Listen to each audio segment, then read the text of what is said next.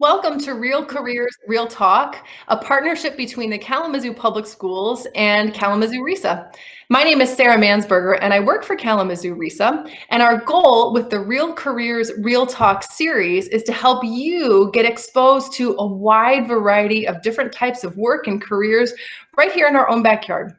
I am so excited to introduce a guest today by the name of Malcolm Jones. He works for a company in Kalamazoo called Life EMS. And so we're going to hear from Malcolm. He also has a connection to Kalamazoo Public Schools. We hear a little bit about that.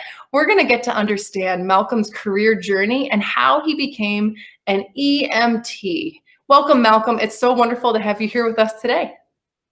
Thank you, Sarah. It's a pleasure to be here. Okay, Tell us, you are a graduate of Kalamazoo Central, is that right? I am. Yeah, go Giants. Awesome. Okay, and you work for a company called Life EMS. What is Life EMS? Tell us. So our actual company name completely is Life EMS Ambulance Services.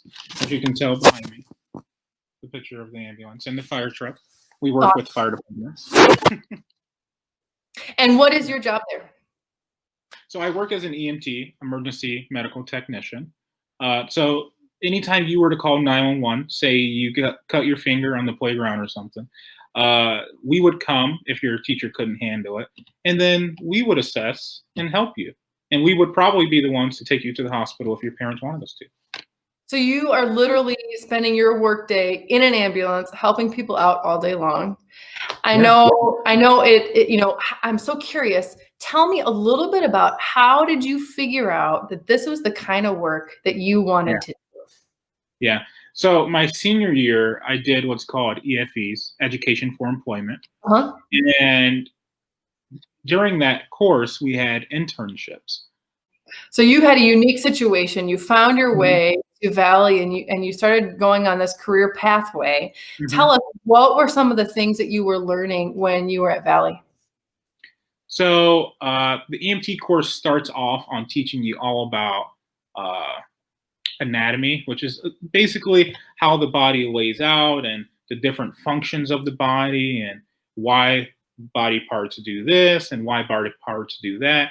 And then you basically learn basic first aid of how to treat trauma wounds, how to bandage things, and then you learn about how the heart works and why the heart does what it does. And then you learn about how medications act with the heart and all of that.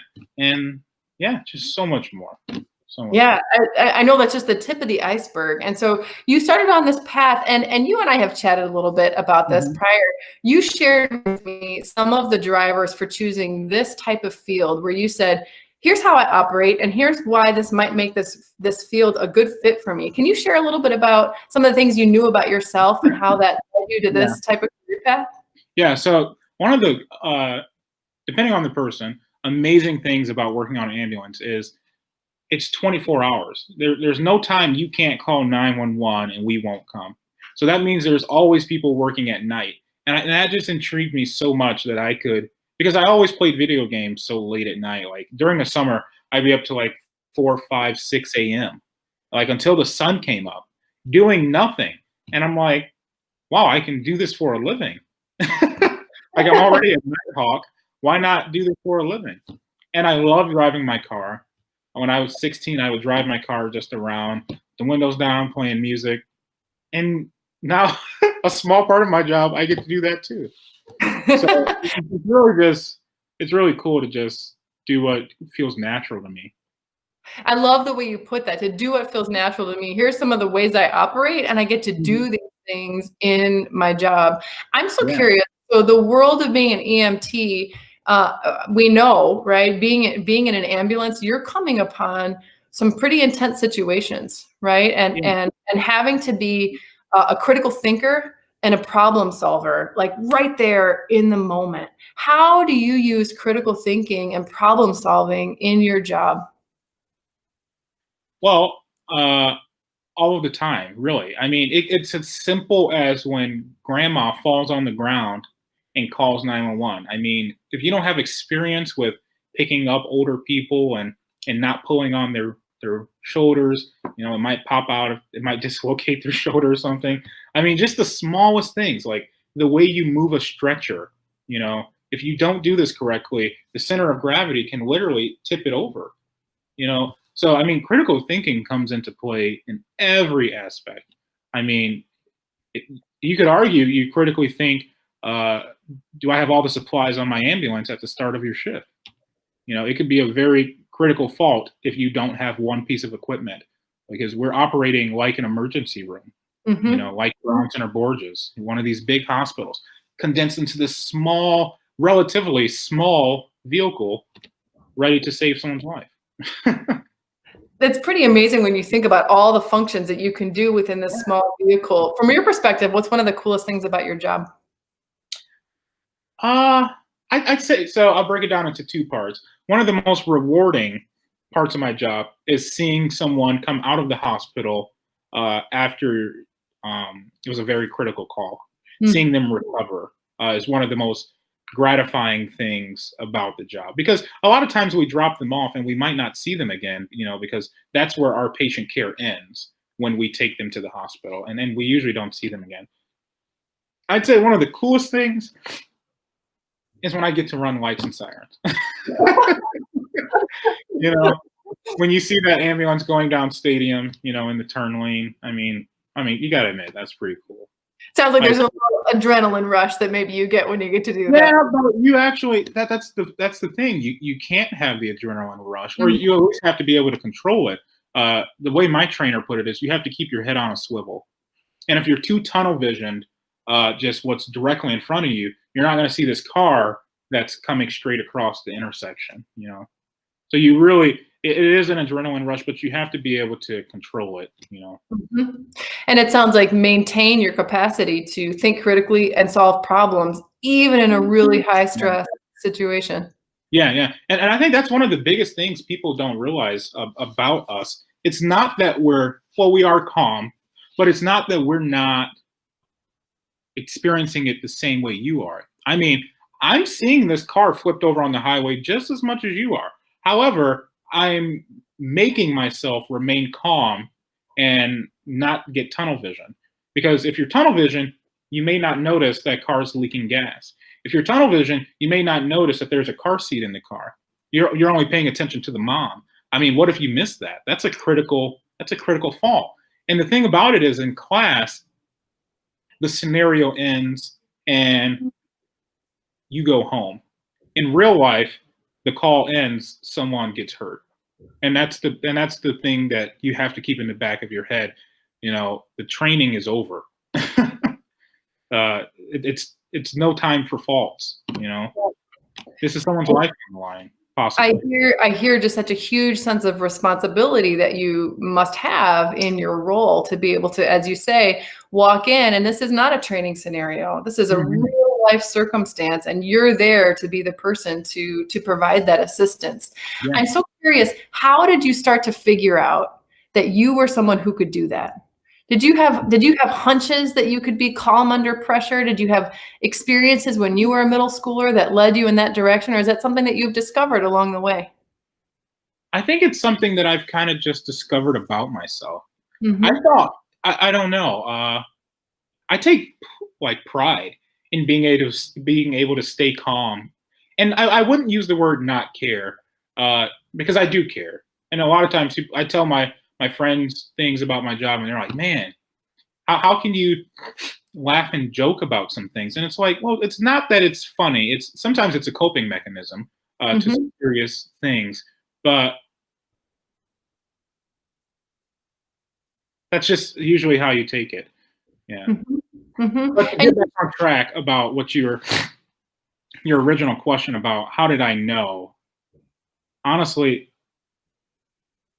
just doing it and seeing how I remain calm, and how I actually realize when I'm not being calm, and having that self-accountability. Yeah. I hear a deep self-awareness in you, talking about learning by doing, and then reflecting on how you responded in a certain situation. And that's allowing you to really figure out this career path for yourself. When you were in middle school, how did you imagine your future? Do you remember? Oh yeah, absolutely. I thought I wanted to be an FBI agent. An FBI agent. Yeah, I've always had I was 11 years old quoting a man, a man not living for others is a man who has not lived. 11 Mm. years old. So I instinctively, ever since I was young, had a sense of responsibility for helping people. I don't know why.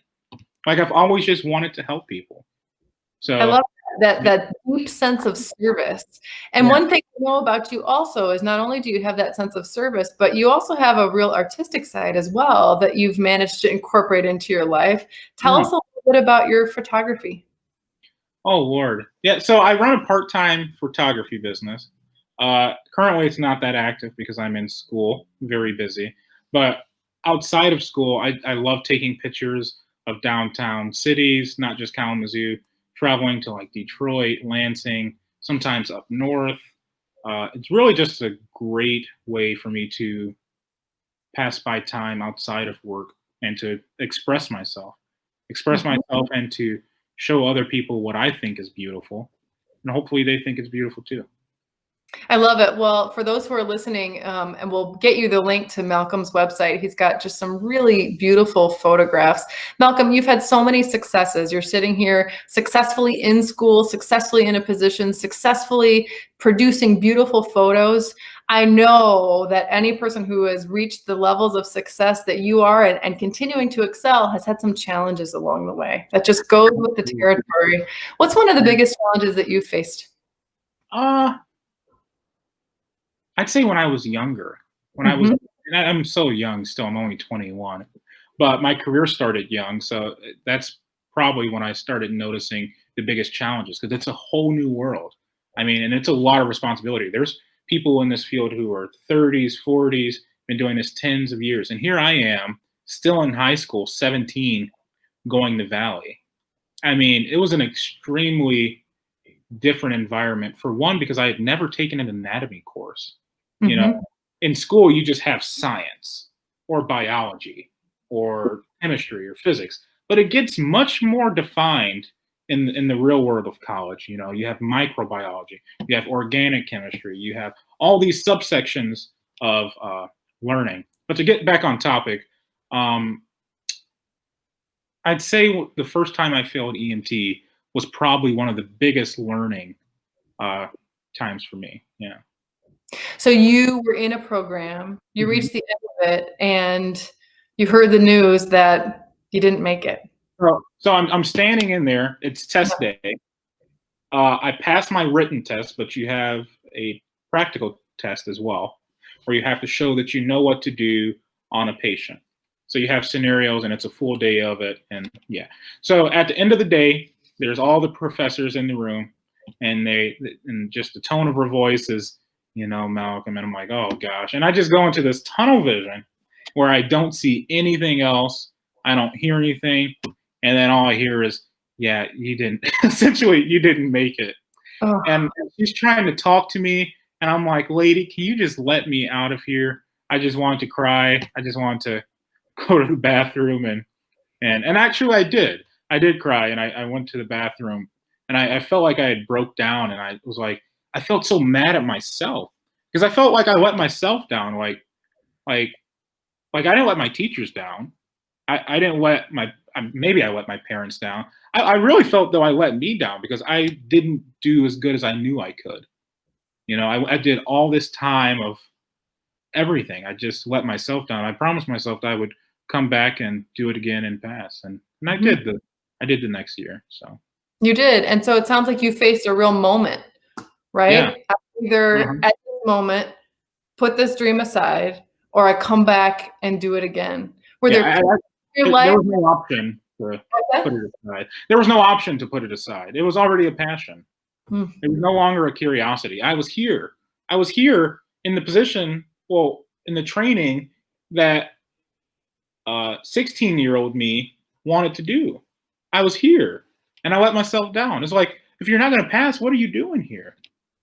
And that's what's going through my head is like objectively telling myself, what are you doing here if you're not going to do what you need to, you know? Mhm. But then something resonated within me that was saying, maybe you do need to do this again. Maybe this is a good thing. Because, like I was saying earlier, this is training. What if that scenario she had given me that I failed had been an actual person? What if Mm. that person actually needed me and depended on me? And here I am saying, oh well, I guess I don't know. This is the time to fail. This is the time to retake retake the courses.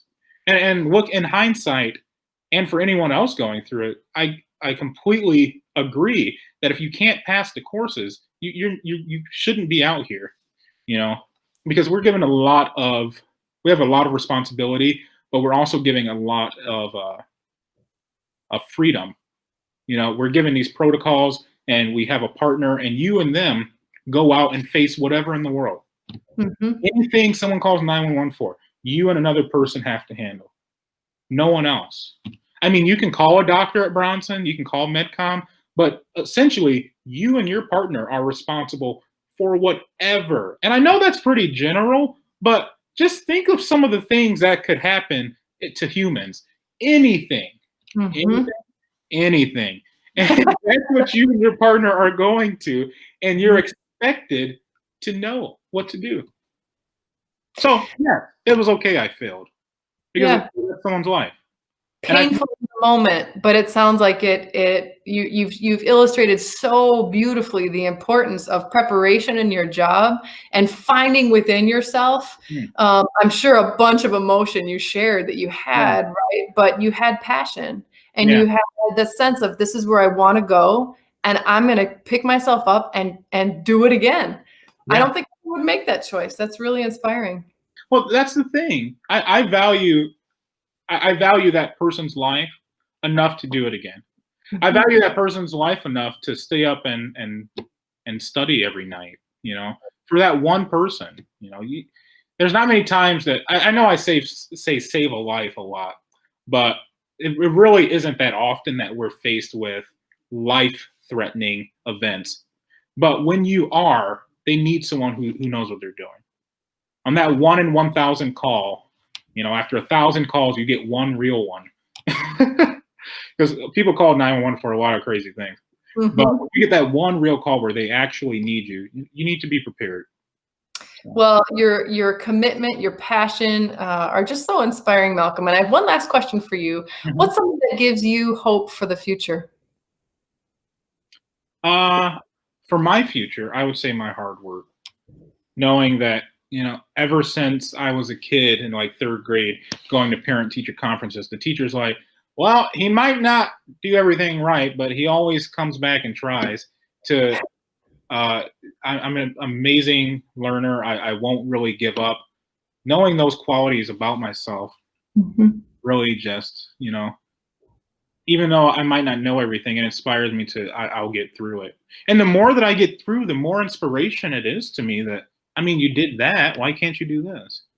I mean, you did that. I mean, fire academy was hard, but you did that.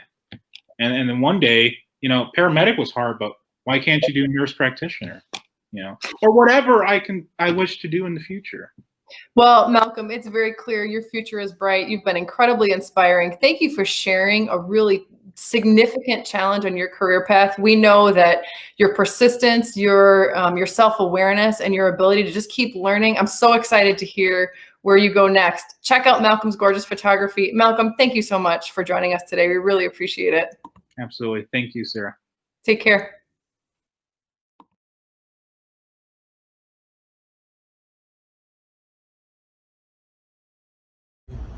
Hey guys, my name is Malcolm Jones. I work for Life EMS as an EMT. Here's my ambulance. I'm going to show you some cool things about it.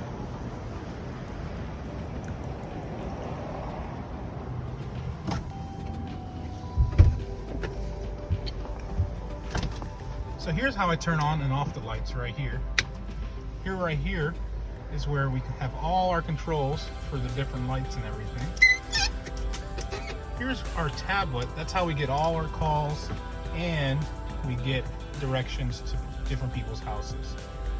Here's our radio to talk to the fire department and our radio to talk to our dispatch. I can switch in between to talk to different hospitals and call different doctors and ask them questions if I need help with something. And that's inside of our ambulance. Just wanted to show you guys our cardiac monitor. This is how we look at people's heart and see how much oxygen there is in their blood.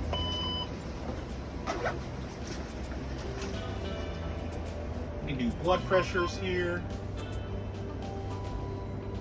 It's on my finger. Hopefully I have a pulse. So my pulse rate's 87 and my oxygen is 98. You can see a wave right there.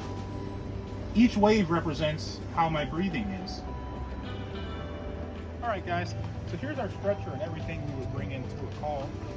We have our first in bag, our drug bag, and the cardiac monitor I was just telling you about. And our first in bag with everything we need to run a call. We have a whole pouch for kids. This is our oxygen. And then we have our blood glucose. That's how we check people's blood sugar. And this is where we have Band-Aids. And over here, we have a blood pressure and the stethoscope. And over here, that's where we keep all our drugs. And that's where we put the needles. Normally, we would have a person on this top, and then we would load them into the ambulance. And this is how we do that.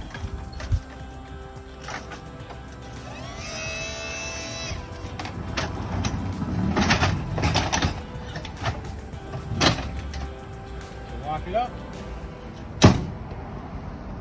and then we go to the hospital.